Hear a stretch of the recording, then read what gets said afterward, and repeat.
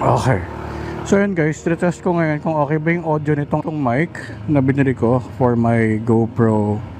And nakakabit siya ngayon dito sa my, what do you call this? Media mod. So ngayon, very important yung lakad ko. Wait lang, angat ko lang tong very important yung lakad ko. So bibili ako ng kopya for my sister.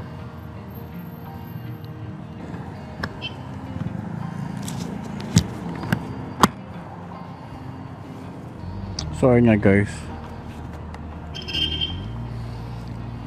ako I've been living in Cavite for like 9 years or no, di lang, maybe 10 years or more. And if taga Cavite ka and mahilig ka sa hopya, it's impossible for you not to hear about Baker's Fair. So doon tayo pupunta. Ang alam kong Baker's Fair dati doon pa sa Lotus Mall sa Imus pero meron dito ngayon sa Pag-asa. So we're gonna go there. Kasi nagpapabili yung ate ko. Iuwi siguro niya sa Dubai. Si Alice na siya ulit tomorrow. Ito yung ate ko from the States. Nagpabili kahapon. So masarap kasi talaga siya. So kung madalas siyang ipang pasalubong pag pauwi na. Kunwari you have family sa abroad. In this case I have a sister who lives sa America. Meron din ako isang sister sa UK, but bihira siya umuwi. Yung ate ko naman, she lives in Dubai. So ayun, papasalubong niya sa mga kasama niya doon. And it's really good. You guys should try it. I mean, if you have the chance. I don't know, may ibang Baker's Fair dito sa Philippines, around the Philippines, pero ito sa Cavite, sure to. And it's really good. So yun yung pupuntahan natin ngayon. Okay, let's go. Sana hindi masyadong traffic Sabado ngayon so I'm pretty sure may konting traffic dyan, but I'm hoping na huwag naman masyado. Chill ride lang tayo, di tayo nagmamadali. Hindi ko maising itong si Clark kasi bigla lumapad nung nilagyan ko ng ng crash guard. Oh, that rhymes. Pero hindi, I mean, hirap na isingit.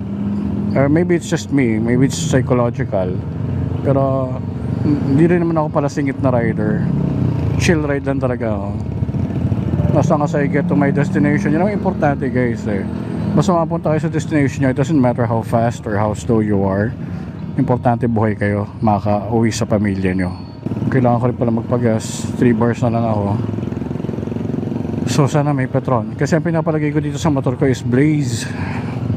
Ang daming tanong dyan, ano ba magandang fuel sa sa ADV nila, mga nagtatanong. Depende sa motor kasi I believe yung specifications ng ADV, pasok sa kanya yung Blaze dun sa octane rating. Makikita nyo yung sa manual, check nyo yung manual nyo, sabihin niya sa inyo kung ano yung recommended na octane rating, and yung Blaze yung pinakapasok. And ever since naman, sa ibang motor ko rin na ginamit before, Blaze yung talaga gamit ko kasi iba talaga yung hatak, iba yung power.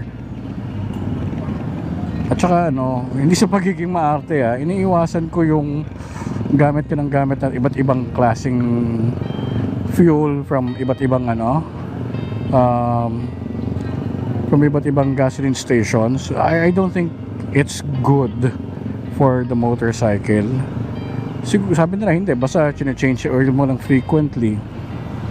Yung mga pinapanood kong moto vloggers, yun ang sinasabi, si JR Motorworks, and I trust that guy. Tsaka si Kuya J, sabi naman nila, as long as na may maintain na maayos yung motor, that's fine. Well, siguro, pero sa akin, preference ko na lang din, kasi ayoko magkaroon ng sakit ng ulo in the long run. I'd rather be safe than sorry, ika nga, diba? Pero if that's what they say, then most probably it's true. I'm not gonna doubt that kasi marunong talaga yung mga yun. Mas marunong sa akin yung mga yun. Ano bang alam ko sa motor talaga, diba? I just ride, use it for work, for recreation, nothing else. Kailangan ko rin pahanginin yung gulong. I feel na malambot yung gulong ko. It's good the past few days kasi naulan, naambon. So softer tires are better. Hindi ko masyadong madudulas. Pero ngayon, init So I think kailangan ko rin i-adjust yung position ng GoPro ko. Feeling ko masyadong mababa. Although na-fix ko na yung 3M na tape dito sa helmet ko, I'll try to see if I can make certain adjustments, at least for you guys to see better.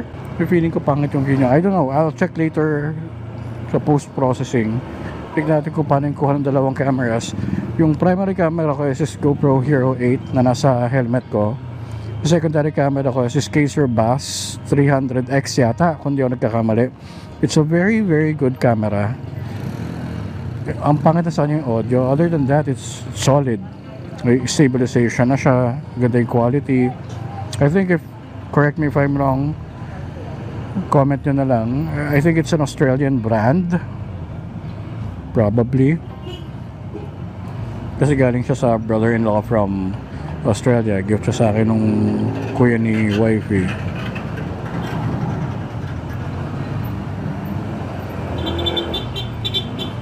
So ito, yung mga Cavite, asahan nyo ng e-bike. E-bike ang mga hari dito.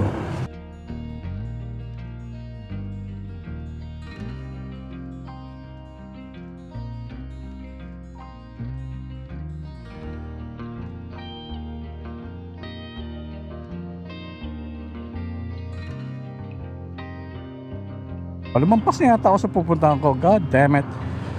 I need to go back. Teka, ano pa ako nang bububueltahan. Pero anyways, yung sinasabi ko nga, I think ito pala yung Baker's Fair. Ayan, talagang lumampas na ako ngayon. So I need to go back. Ikot ako dito sa Jatot.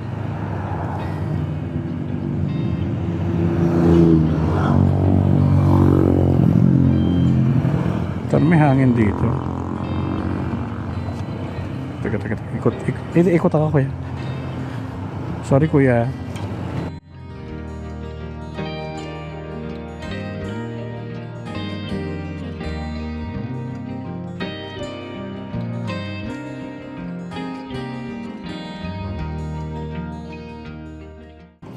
I'm just gonna park.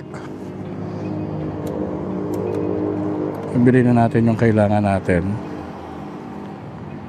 Let me just take my secondary camera off. Okay, so I need to get my wallet.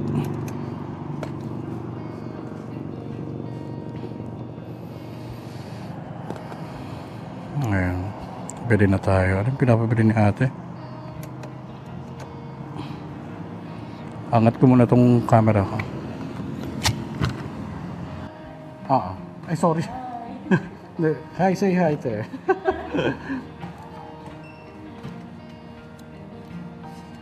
Magkano lahat? Bali, 640. Bali, sabi ko nga sa vlog ko, sobrang sarap ng hopia dito eh. So, punta kayo dito, Baker's Fair, ayan. They have everything here. Ayan o, marami sila, hindi lang hopia. They have pineapple upside down. They have cakes, pwede kang pabake ng cakes, mamon roll, sobrang dami. Sobrang daming options. Ang masarap talaga yung gawa dito. That's why they're very popular. May leche flan din, oh. Mura lang, 110. Nag-vlog kayo, sir? Channel ko? Like, bigyan kita sticker mamaya. Ito ate, subscribe kayo YouTube. Thank you. Maraming salamat. Alright, let's go home. After this, sa Starbucks na pala kami nila ate. Kasi gusto niya mag-uwi ng tumbler ng Starbucks. So, I don't know how many coffee we're gonna buy again. But knowing her, she'll buy enough to make sure na may mauwi siya. So, let's go.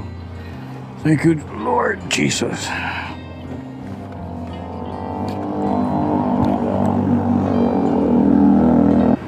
So yun, my wife has been hounding me to vlog something. Well, nag-vlog tayo ngayon and we were able to give out 2 stickers. Sana mag-subscribe sila ate.